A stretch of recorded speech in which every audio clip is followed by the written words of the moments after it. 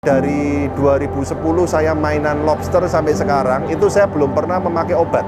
Pokoknya ada lobster yang saya kira kurang sehat, penyakitan atau gimana, saya ambil, buang, selesai. Kok bisa ngajar, kok bisa mendidik banyak orang? Pak Fendi pasti pinter. Oh bukan, saya bukan orang pinter, saya ini orang yang masalahnya sudah terlalu banyak. Jadi orang yang bisa ngajar seperti saya ini adalah orang yang masalahnya sudah kebanyakan, sampai terbiasa, akhirnya ya sudah tahu gitu.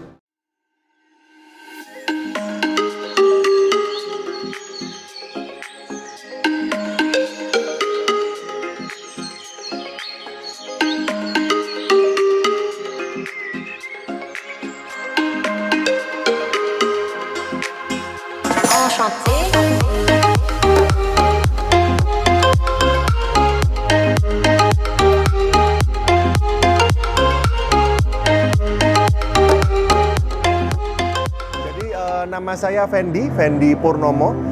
Di tempat ini kita bergerak di 5 bidang usaha. Jadi kita bergerak di bidang lobster, di bidang biji plastik, tekstil, garment, dan bordir.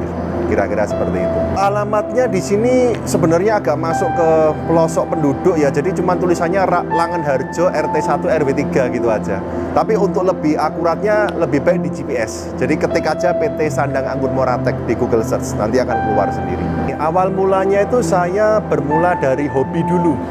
Karena waktu itu kira-kira tahun berapa ya? Mungkin sekitar tahun 2010-an kira-kira.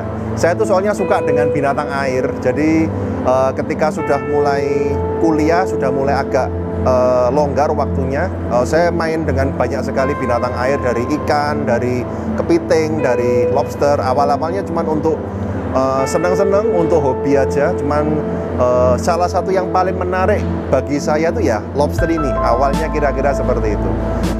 Yang pertama itu saya suka karena peliharanya tidak ribet. Jadi dari semua jenis binatang air itu lobster termasuk binatang yang tidak ribet karena dia itu adalah binatang exoskeleton. Exoskeleton itu artinya tulangnya di luar, dagingnya di dalam. Sedangkan kalau kita itu manusia, ikan, dan sejenisnya itu kita dagingnya di luar, tulangnya di dalam, endoskeleton. Jadi lobster ini termasuk cukup kuat dan cukup kebal terhadap penyakit. Jadi belum ada kejadian, bahkan jarang ya menurut saya ya, ada lobster itu yang kena penyakit satu kolam mati semua karena ketularan, itu hampir tidak ada. Biasanya kalau kita pelihara ayam, kita pelihara sapi, atau mungkin ikan, itu satu ekor aja kena, satu kolam diobatin. Satu ekor aja kena, satu kandang diobatin. Nah kalau lobster enggak. Jadi sepanjang dari 2010 saya mainan lobster sampai sekarang, itu saya belum pernah memakai obat. Pokoknya ada lobster yang saya kira kurang sehat, penyakitan atau gimana, saya ambil, buang, selesai. Itu yang paling menarik bagi saya waktu itu. Dan yang kedua yang paling menarik bagi saya waktu itu, pangsa pasarnya juga terbuka luas. Jadi yang awalnya saya cuma sekedar suka dari hobi, itu akhirnya terus saya jadi coba untuk mulai bisnis usaha, kira-kira seperti itu. Nah, produknya ada banyak sekali, kalau mungkin perlu disebutkan satu persatu. Yang pertama, lobster ini kita bisa jual untuk barang konsumsi, baik dalam keadaan hidup maupun dalam keadaan frozen. Terus kemudian kita juga bisa jual lobsternya untuk lobster hias. Karena lobster yang saya pelihara ini jenisnya red claw atau Cerak quadricarinatus, originalnya dari Australia. Itu dia bisa berubah sampai 5 warna. Dari hijau tua, hijau muda, biru tua, biru muda, warna putih, bahkan warna kecoklatan dan hitam pun juga bisa. Tergantung dari kondisi cahaya matahari dan kondisi kekeruhan airnya. Jadi dia dibuat untuk binatang hias juga bagus. Dan dia juga bisa dijual untuk lanjut ternak sebagai indukan atau bibitnya. Dan terus terang lobster ini bukan hanya sampai di situ aja, tapi setiap komponen-komponen dari badannya bisa dimanfaatkan semua. Kotorannya bisa untuk pupuk, terus kemudian cangkangnya bisa dibuat untuk bikin pelet lagi, bahkan sampai ke dagingnya yang kalau ada lobster mati kita bisa olah lagi jadi pelet ya.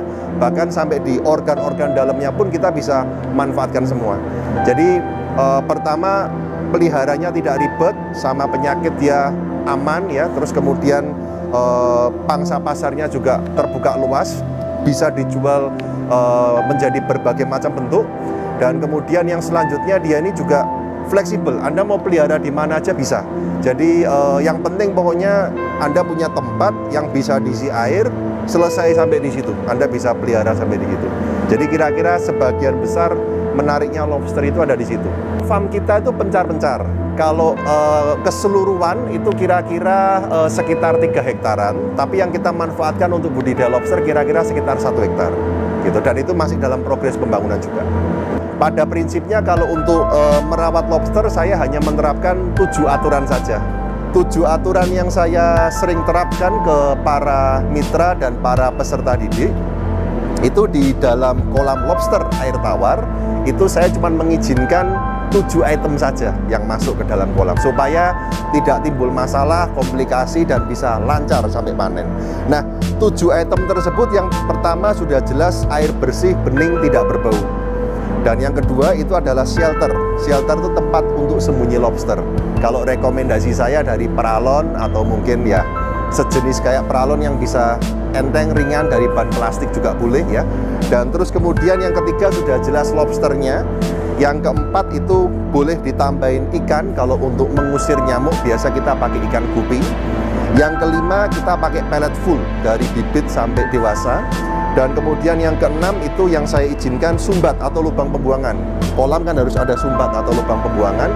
Dan yang ketujuh adalah aeratornya. Jadi pada intinya dari bibit sampai besar modal kita cuma 7 item itu aja. Jadi tidak lebih dari 7 item itu aja gitu. Kalau untuk pakannya kita pakai 100% pellet. Nah ini dia, jadi terus terang tadi kan saya baru cerita dari 3 keunggulan lobster. Lobster itu sebenarnya masih punya beberapa keunggulan lainnya, di mana dari cost dan yang lain-lainnya itu semuanya serba murah, serba simple dan serba gampang. Cuman terus terang aja lobster ini punya kelemahan yang menurut saya cukup fatal. Kelemahannya itu di bagian lama durasi budidayanya. Dari bibit pertama kali lahir sampai ke panen siap dikonsumsi yang kira-kira mungkin ukurannya sekitar 45 sampai 50 gram itu paling cepat kita butuh waktu 6 bulan. Itu paling cepat 6 bulan. Rata-rata kalau orang di luar sana terutama yang awal-awal mulai budidaya itu bisa makan waktu 7 sampai 8 bulan gitu. Nah itulah sebabnya asal-usulnya kenapa kita buka sistem kemitraan, karena adanya kelemahan itu tadi gitu. Kalau kendala dalam budidaya lobster terus terang tidak banyak. Yang pertama sudah saya jelaskan tadi yaitu adalah waktu lamanya budidaya. Jadi untuk mengcounternya kita terus terang mendidik banyak sekali peserta pelatihan. Tujuan akhirnya supaya mereka bisa fokus ternak, kemudian disetor ke saya sehingga saya tinggal jual gitu aja. Jadi mitra-mitra saya ini mereka yang ternak bagi saya, kita tinggal tampung, saya langsung jual seperti itu. Tapi ada kalanya juga mereka kadang mau jual sendiri, kita pun kasih kebebasan. Jadi kita pun juga terpaksa harus ternak lagi juga dari awal. Kira-kira seperti itu. Kendala yang kedua itu sebenarnya adalah lahan. Karena lobster ini untuk budidaya dia butuh lahan yang cukup luas. Penyebabnya kenapa kok dia butuh lahan yang cukup luas itu karena lobster ini binatang bottom dweller. Bottom dweller itu jadi dia merayap di dasar kolam, beda sama ikan. Kalau ikan dia bisa hidup di permukaan, di tengah dan di dasar. Kalau lobster cuma bisa hidup di dasar kolam. Dia bukan kayak binatang 3 dimensi gitu istilahnya. Jadi makanya dia butuh area yang cukup luas. Dan untuk mengcounter area yang cukup luas itu kita biasanya pakai sistem lahan bertingkat. Kita pakai sistem lahan bertingkat untuk menumpuknya itu, atau kita juga bisa pakai sistem ya lahannya mungkin dibangun yang seluas mungkin, yang paling maksimal, kemudian shelternya dibikin yang paling banyak, makin tinggi. Jadi lahannya yang ditingkat atau shelter peralonnya yang kita tinggikan. Biasanya seperti itu. Tapi di luar itu kendalanya hampir tidak ada.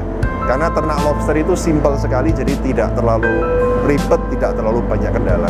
Kalau sekali lagi versi saya, gitu.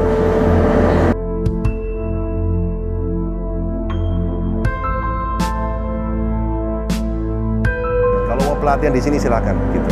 Karena kita justru malah mengharap ada banyak mitra yang bisa join.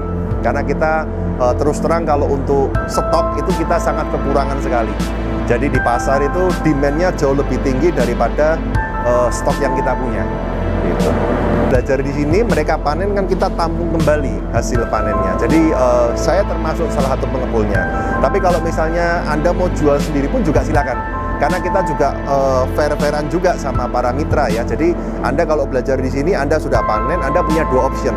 Mau dijual ke saya boleh, mau dijual keluar pun kita juga bisa bantu arahkan. Kalau keluar itu targetnya biasanya ya supermarket, restoran, ke hotel yang ada restoran seafoodnya, ke pasar seafood ya, atau mungkin dijual ke sesama pembudidaya atau ke kolektor juga bisa. Jadi macam-macam, mau dijual kemana aja bisa, tidak harus ke pengepul seperti itu. Motivasi bagi peternak lobster itu saran saya yang penting ya, lebih tepatnya bukan hanya ternak lobster ya, tapi pada semua jenis bidang pekerjaan itu yang paling penting adalah disiplin dan konsistensi.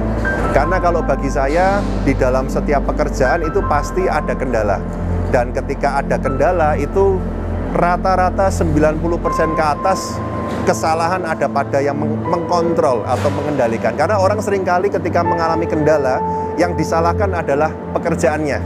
Jadi pekerjaannya mungkin kurang berprospek, pasarnya kurang laku. Kalau saya terus terang kurang setuju dengan hal itu, karena kita bisa ambil contoh kemarin kita barusan mengalami pandemi ya. Selama pandemi banyak sekali orang yang mengalami kesulitan pekerjaan, contohnya kayak rumah makan, terus kemudian ternak sejenis seperti ini. Saya lihat banyak sekali yang gulung tikar.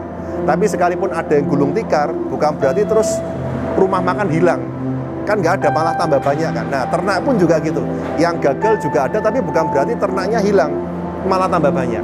Jadi dari sini saya belajar bahwa sebenarnya problemnya itu ada pada orang yang mengkontrol, ada pada usernya.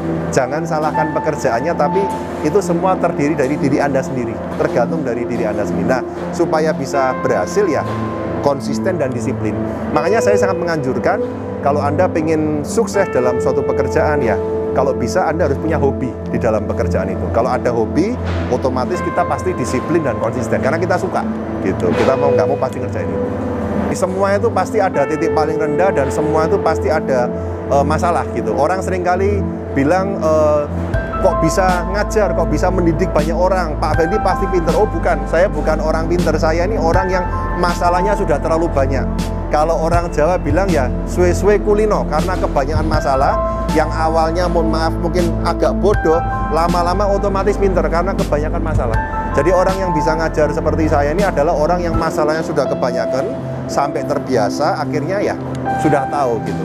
Jadi termasuk di dalam pekerjaan apapun ya, itu kalau menurut saya kalau pengen berhasil, yang kedua bukan hanya disiplin dan konsisten, tapi jangan takut untuk salah.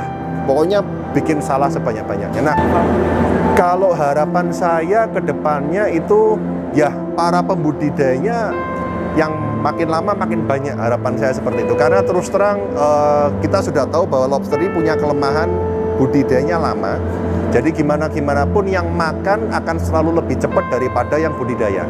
Nah, harapan saya lebih banyak orang yang tertarik untuk mencoba budidaya ini. Otomatis kalau lebih banyak orang yang tertarik, kita terima setorannya juga lebih banyak. Nah, kalau kita terima setorannya lebih banyak, kita supply demand-nya otomatis lebih lancar. Gitu aja.